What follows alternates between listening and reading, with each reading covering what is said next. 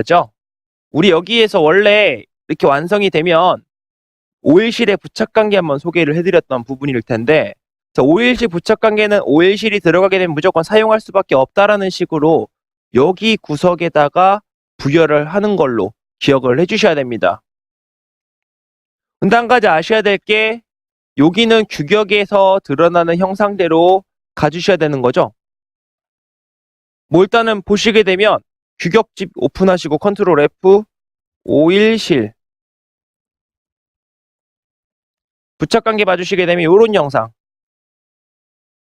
심지어 이번에 베어링 7003A가 끼워져 있기 때문에 이번에도 스몰 D가 D1이 17이 떨어질 겁니다. 방금 우리가 당장 입력했던 거. 그 와중에 처리해야 될 부분이 여기죠. 그 와중에 좀 기억해 주실 게, 제가 요 길이 치수를 뺐는데 어차피 이번에 적용을 못할 거기 때문에 제가 길이 치수를 빼버렸습니다. 우리가 원래 지난 시간 배웠을 때 여기 오일실이 들어갈 것 같았으면 수직선상에 사이거리 값으로 부여하시면 된다라고 이렇게 말씀을 드렸었는데, 자, 이게 왜 안 들어가냐면 스몰 D1에 대해서 스몰 D2 봤을 때 14.9라고 나오죠. 최대값. 근데 앞에 있는 단의 길이가 15가 떨어지고 있습니다. 엄밀히 말해서 단순하게 설명을 드려보자면 뭐 이럴 일은 절대 없으니까 그냥 설명상 보여드리는 건데, 여기에서 나오게 된다라고 하게 되면 사실 형상이 완료됐을 때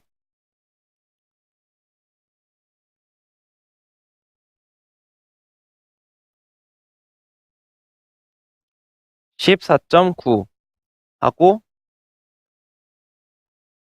30도 이런 식으로 완성이 돼야 된다는 이야기예요. 막말로 그냥 그려서 적용한다라고 하게 되면 나올 수 없는 영상이죠. 가공도 안 될 거고. 그렇기 때문에 이번에는 제가 적용을 못한다라고 했던 그 이야기가 요걸 가지고 말씀을 드린 겁니다. 자, 만약에 여러분들 문제 도면에서 지금 보시는 것처럼 스몰 D2 값보다 이웃하는 축단의 직경이 크다라고 해서 지금처럼 넣지 못할 때는 그냥 오일실 부착관계 적용하지 마시고요.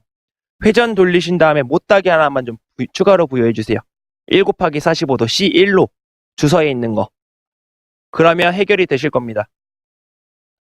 뭐 일단은 규격을 최대한 따라해 주실 때 입력할 수 없는 상황이다라고 하게 되면 센스 있게 알아서 처리를 해 주셔야 된다라는 거 좀 기억해 주시면서, 요거는 이번에 적용할 수 없기 때문에 여러분들과 여기는 1 곱하기 45도의 챔퍼 1을 가지고 이야기를 할 겁니다. 그러면 지금 하실 게 아니라 회전 돌려놓고 못따기로 적용해 주시면 마무리가 되는 부분이죠. 그렇기 때문에 그냥 두시면 되시고, 그럼 이제 마지막 멈춤링이네요. 자, 멈춤링에 관련된 규격은 여러분들 규격지 오픈하셔서 컨트롤 F 그 다음 멈춤링이라고 검색하도록 할 겁니다. 그럼 C형 멈춤링이라는 게 등장을 하는데, 이제 규격 보는 방법 설명드리도록 하죠. 멈춤링이라고 하는 부분은 충용이랑 구멍용이 있습니다. 용도로 치게 되면 일단 멈춤링이라고 하는 홈에다가 멈춤링이라고 하는 규격품을 끼워 넣은 다음에, 이게 여기가 좀 지금 제가 파란색으로 칠하고 있는 부분 걸리게끔 만들어주면서 축이 이쪽 방향으로 빠지지 않게끔 그 리미트 역할을 해주는 그런 부분이라고, 그런 기계 요소라고 봐주시면 됩니다.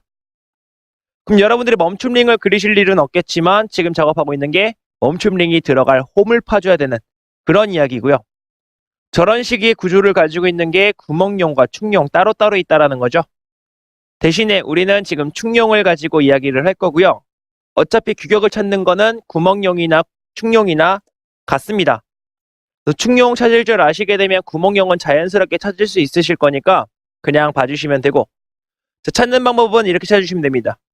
스몰 D1에 대해서 스몰 D2 값과 M 값을 찾는다라는 식으로. 여기서 스몰 D1은 축경을 가지고 이야기를 하는 부분이고요. 우리 축경 얼마였죠? 15파이. 이 15파이에 해당되는 부분을 가지고 나머지 스몰 D2 값, M 값 찾아주시면 된다는 거 보도록 하죠. 그럼 스몰 D1이 15니까 스몰 D2는 14.3, 스몰 M은 1.15. 뒤에 이제 허용차 부분은 나중에 우리 취수 기입할 때 입력하도록 할 거고요. 이거 그냥 그대로 입력해 주시면 되거든요. 14.3과 1.15. 입력하고 볼까요? 치수 이용해서 여기 자체의 지름값 14.3, 폭값 1.15. 그럼 지금처럼 완료가 될 겁니다. 간단하죠? 자, 근데 여기서 추가적인 거 n값이랑 여기 멈춤링 두께값이라는 게 있는데 n값은 최소라고 잡혀 있습니다. 지금 우리 도면처럼 멈춤링이 끝자락에 도시가 됐을 때, 가공이 됐을 때 최소 저 두께값만큼은 남아줘야 우리가 이제 멈춤링을 사용할 수 있다는 식으로 인지를 해주시면 되는데, 이번에 아무런 걱정할 필요가 없는 게 찍어보게 되면 1.5는 넘어 있죠. 뭐 이렇게 클릭하게 되면 일단 뭐 충돌이 날 텐데 1.85로 규정이 되어 있습니다. 신경 쓰실 필요는 없고요. 그리고 만약에 1.5 이하로 떨어졌다라고 하게 되면 요거 56이라고 잡혀 있는 전체 길이를 한 1, 2mm 정도 더 늘려주면서 1.5로 맞아 떨어질 수 있게끔 유도해 주시면 됩니다. 그리고 웬만하면 멈춤링들이 이렇게 끝자락에 몰려 나오는 도면도 있지만 거의 웬만하면 축 중단에 나오는 게 더 많을 거예요. 그래서 여러분들이 웬만하면 n값은 신경 쓰실 필요가 없다라는 거 기억해 주시고요. 만약에 신경 쓰실 일이 있으면 방금 보셨던 이 전체 축단의 길이를 가지고 컨트롤해 주시면 된다라는 것까지. 그럼 이렇게 이제 이야기를 해드렸고요. 구멍형도 잠시 봐주시게 되면 구멍경에 의해서 D2값과 M값 찾아주시면 된다는 거 비슷하죠? N값도 마찬가지고. 자, 여기서 멈춤링 두께라는 거 보도록 하죠. 방금 여러분들이랑 두께값이라 그래서 M값을 찾아봤었는데 적용까지 했었고, 근데 두께값 분명히 입력했는데 뜬금없이 멈춤링 두께라고 하니까 헷갈리실 겁니다. 자, 여기서 말하는 멈춤링 두께는 멈춤링이라는 기계 요소 자체의 그 요소 두께입니다. 마찬가지로 여러분들이 신경 쓰실 필요 없는 거죠. 참고로 지금 보니까 멈춤링 두께는 1, 우리가 파준 홈은 1.15, 따라서 0.15만큼의 갭이 생기는 거죠. 뭐 끼워진다라는 개념보다는 끼워지고 옆으로 딸깍딸깍 움직일 수 있는 그 부분을 가지고 이야기를 하는 거고요. 뭐 이 부분은 여러분들이 참고만 해주세요. 어차피 의미는 없으니까. 그래서 여러분들이랑 C형 멈춤링을 적용시켜 봤습니다. 그런데 자세히 보게 되면 이 규격집에서 찾아볼 수 있는 게 조금 내려볼까요? 아래 E형 멈춤링이라는 것도 있고요. 조금 더 내려봐 주시면 C형 동심 멈춤링이라는 게 있습니다. 자, 구분 방법 설명드리죠. 평소에는 여러분들 멈춤링이라는 게 등장하게 되면 그냥 C형 멈춤링 사용해 주시면 됩니다.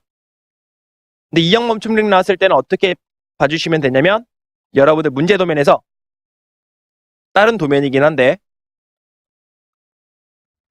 이런 식으로 E형의 형상이 등장하게 될 겁니다. 근데 만약에 이런 형상이 등장하지 않는다라고 하게 되면 C형 멈춤링으로 그냥 생각해 주시면 되고요. 문제 도면에서 이런 모양들이 나왔다라고 하게 되면 E형 멈춤링이구나 하면서 E형 멈춤링의 규격을 봐주시면 되고요. 참고로 E형 멈춤링은 거의 여러분들이 보실 일이 없을 거예요.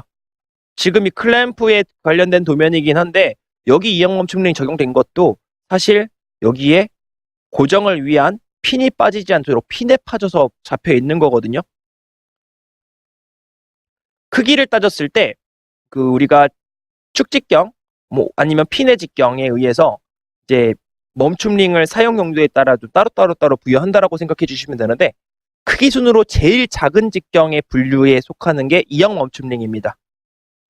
그 다음 두 번째 중간쯤에 속하는 게 우리가 지금 방금 썼던 C형 멈춤링. 그 다음에 직경값이 좀 큰 편에 속하는 게 이 C형 동식 멈춤링. 뭐 축치수랑 구멍치수만 뭐 비교해 보셔도 여기는 20부터 50, 여기는 1부터 25, 여기는 10부터 38. 대중소로 생각해 주시면 좀 편하겠죠. 근데 여러분들 시험 레벨에서 나올 정도의 크기 정도면 C형 멈춤링에서 대부분 다 해결이 되실 겁니다. 자, 그런데 가끔 가다가 축직경이나 구멍직경이 여기에 없을 정도로 큰 게 등장할 때가 있을 거예요. 그때는 그냥 C형 동심 멈춤링에서 찾아주세요. 대형에 해당되는 직경이 여기 실려 있을 거니까. 그럼 대충 구분되시죠? 평소에는 그냥 시향 멈춤링 내리보시다가 만약에 문제 도면에서 이런 형상이 등장하게 되면 이형 멈춤링이라고 인지를 해주시면 되고, 그럼 이제 이형 멈춤링 해결되셨고, 시형 멈춤링 적용하시다가 스몰 t1에 해당되는 직경이 여기에 없다, 근데 없는데 더 크다라고 하게 되면 시형 동심 멈춤링으로 이동해서 찾아주시면 된다라는 것까지. 그러면 이렇게 해결이 되실 겁니다. 그럼 일단 멈춤링과 관련된 이야기는 마무리가 됐죠.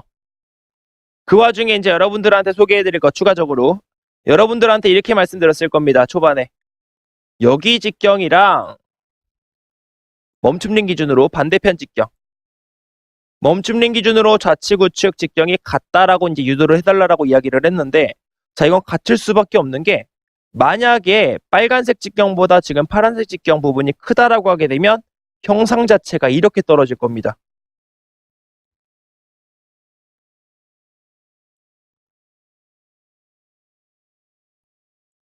예시로 뭐 그리는 거니까, 지금 만약에 축단의 형상이 쭉 이어지다가 빨간색 형상처럼 생겼다라고 생각해 보죠. 그러면 멈춤링 가공할 필요가 없는 거죠. 아예 저 큰 축단에 대해서 여기 베어링이 걸려버릴 거니까.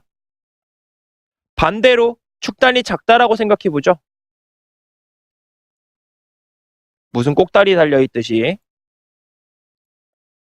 멈춤링 어떻게 가공하죠? 불가능하죠. 자, 그렇기 때문에 이제 여러분들이 알아두셔야 될 게, 멈춤링 기준으로 좌측 우측에 해당되는 직경은 무조건 같다라고 생각해 주세요.